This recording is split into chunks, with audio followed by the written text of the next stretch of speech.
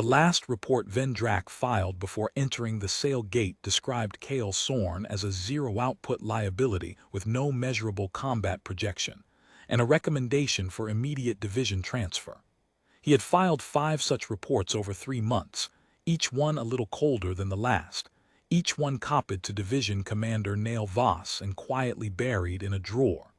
Ven was thorough. He did not hate Kale. He simply wanted him gone, and gone cleanly, the way you remove a loose bolt from a machine before it rattles anything important. Kale knew about 2 of the reports. He said nothing. He showed up to every gate run on time, carried his share of the field supplies, and ate his rations quietly in the corner while the rest of the squad celebrated their clears. He had silver-gray hair that the others found odd for his age, and a way of watching things, walls, floors, the angle a boss's arm moved before the swing that made Paul and Ray vaguely uncomfortable. Cassette, the youngest, had asked him once what he was looking at. Kale said, "The way force moves." Cassette did not ask again. The division rankings were held on the first day of the 3rd month. Every squad's cumulative output was logged, ranked, and posted on the central board at Iron Gate. Ven's crew was projected to land 2nd. They would have landed 1st if Kale's output numbers had not dragged the team average down by 11%. Ven had shown Kale the projection on a tablet screen the night before, very calmly, and said, "You understand the math?" Kale looked at the numbers and said yes. The sale gate opened at dawn. It was a B-rank ceiling rift, the kind that locked from the outside once the team entered, and unlocked automatically at 72 hours or when the gate boss was cleared. Standard protocol. Ven had run it 4 times. He knew exactly when the seal cycled. They dropped into the rift in standard formation. The interior was a collapsed industrial labyrinth, cracked concrete floors, steel columns humming with rift energy, visibility cut to 30 meters by a low gray mist. Boss' signature was on the 4th sublevel. Ven took point, Paul and Ray flanked, Cassette stayed mid. Kale walked rear. They hit the 4th sublevel in 40 minutes. The gate boss was a rift colossus, a 12-meter construct of compressed kinetic plates, each one storing the accumulated energy of every monster the gate had processed in the last cycle. Its first strike was always the heaviest. That was the rule. The colossus wound up its right arm and Ven stepped sideways. Kale stepped forward. He did not know why exactly. He had never led a strike, but in the half-second before the arm connected, something in his chest registered the angle of the swing, the load behind the plates, the exact vector of the incoming force, and something old in him said, "Receive it." The arm hit him at full compression. The noise it made was enormous. Paul flinched. Ray took 3 steps back. Cassette covered his ears. Kale went through a concrete column and into the wall beyond it, and the wall cracked floor to ceiling, and then the rift went very quiet. Ven looked at the hole in the wall for 3 seconds. Then he looked at the seal timer on his wrist. 41 hours remained on the gate lock. He pressed the manual seal override, the emergency function that extended the lock by 240 hours, and keyed his communicator to report the sale gate as a standard delayed clear. He did not check whether Kale was still breathing. He took the squad up to the surface and filed the close-out report from the parking structure outside, and his hands were perfectly steady while he typed it. Inside the rift, Kale was breathing. Barely for the first few hours. He lay in the rubble behind the cracked wall, and something happened that had no name in any Hunter classification file currently active, because the classification it needed had been struck from the records 700 years ago, in the 2nd year of the Null Purge, when the Division Council voted to erase every trace of a class, so destabilizing that they had decided the world was safer without it. The class did not care what the council had decided. It activated on a simple condition: survive a lethal caliber strike without a registered skill absorbing it. Just the body, just the impact, just the moment where the force has nowhere to go and something fundamental in the receiver says keep it. System, emergency class assignment initiated. Condition met. Lethal kinetic absorption unregistered. Class identified, null vector. Status, classification erased from active records, re-registering to user only. Function, every absorbed strike is stored as vector charge. Vector charge is redirectable at any angle at any amplification. No ceiling on storage. No ceiling on redirection force. Current charge, 1 Rift Colossus full compression strike. Approx. Equivalent, 17 S-rank combined output. Note Rift seal detected. Duration, 240 hours. Monsters active on all 4 sublevels. Note, every additional strike absorbed will compound the current charge.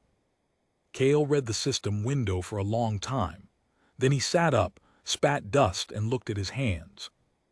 The rift had 11 days of monsters left in it. He thought about Ven's face in the half-second before the arm connected. The sideways step. The wrist timer. The careful, thorough, bolt removal logic of a man who had decided Kale was a liability and acted on it without drama or malice, the way you close a drawer. Kale stood up.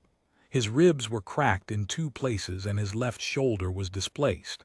He set the shoulder himself against a steel column, took 1 sharp breath, and walked to the nearest sublevel stairwell. The monsters in the sail gate found him immediately. He did not fight them the way a hunter fights, with output with projection, with the rank strike sequences that the Iron Gate division logged and scored. He received them. Every claw, every charged blast, every impact from the rift's cycling spawn.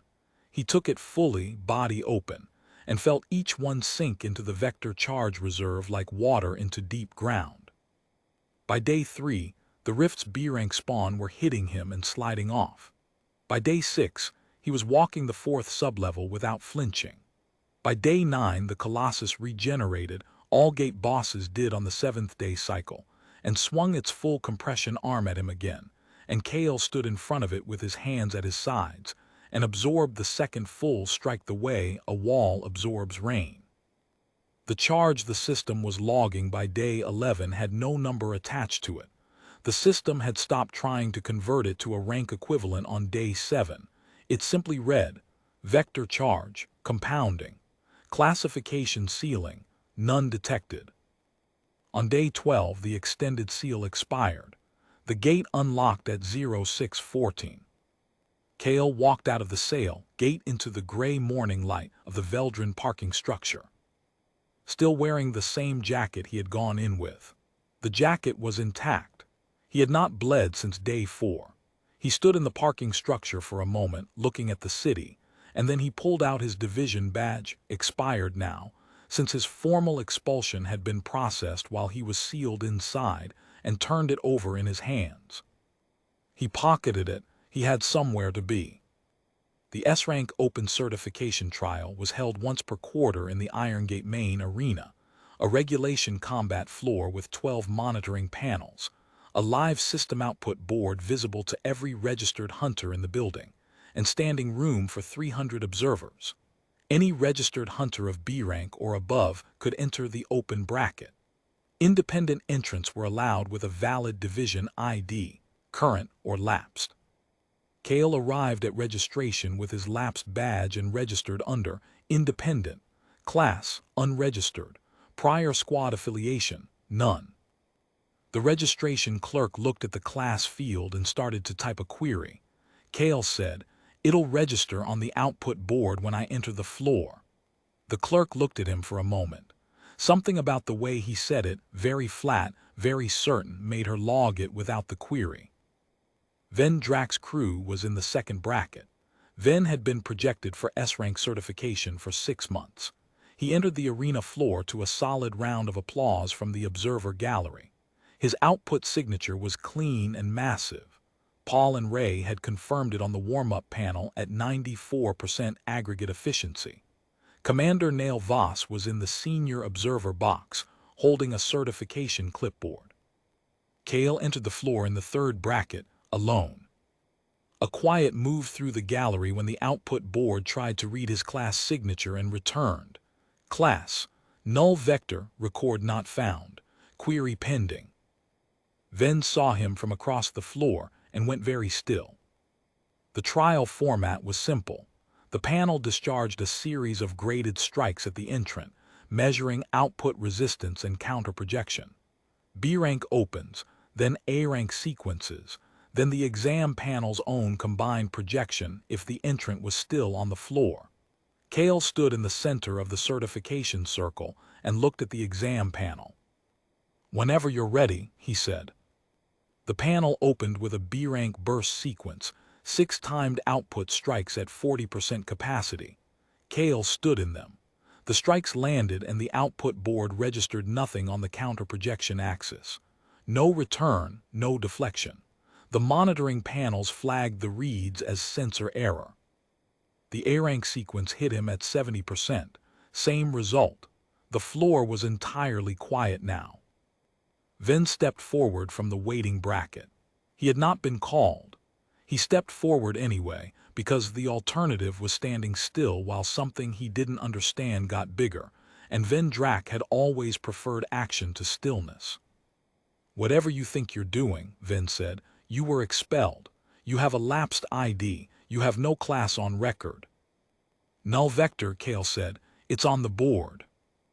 Ven looked at the board. Null vector, no classification ceiling DETECTED. He looked back at Kale. "That class doesn't exist."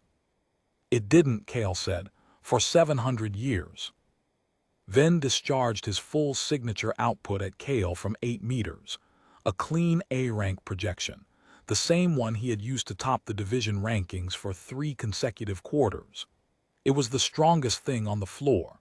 It hit Kale in the center of the chest, and the gallery went silent enough to hear the monitoring panels cycling. Kale looked down at his chest, then he looked up at Ven.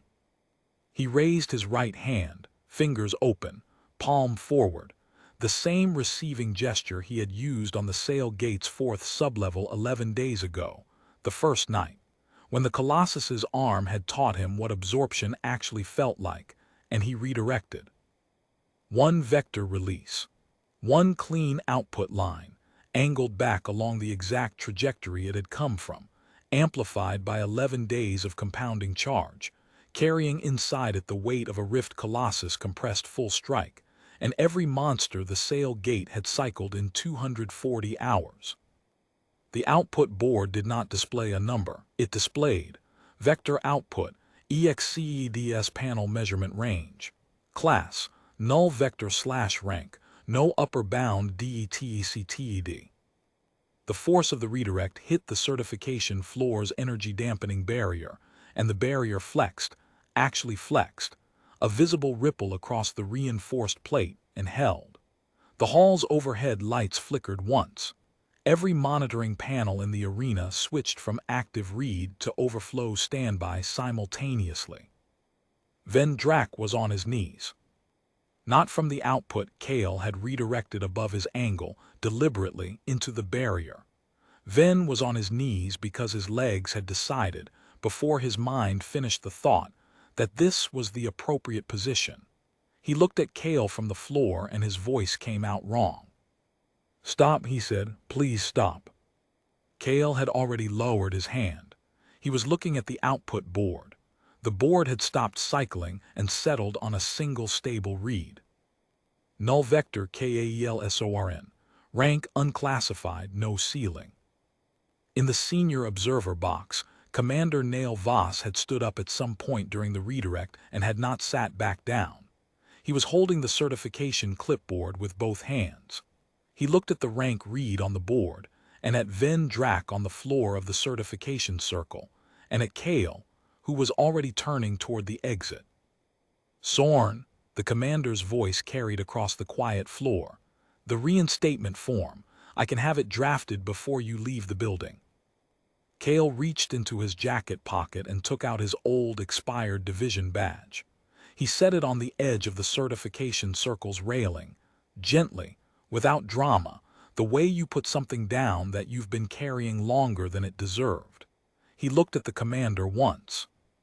"Log me as independent," he said. "Solo license, unaffiliated." He walked out.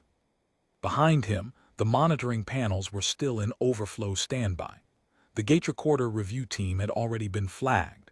A routine pull triggered automatically when a certified hunter's class activation was traced back to a sealed gate event. The sale gate's internal log would show the manual seal override. It would show the squad's exit timestamp. It would show one hunter still registering a heartbeat signal inside the sealed rift for the full 240 hours. Then Drax's S-rank certification application was suspended pending investigation before the arena floor cleared. Kale walked through the Iron Gate lobby and into the morning. The city was loud and bright and ordinary around him, full of people moving through their days. He put his hands in his pockets and walked, and the vector charge settled quietly in him like deep water, patient, full, waiting for the next thing that thought it could move him. Nothing ever would again.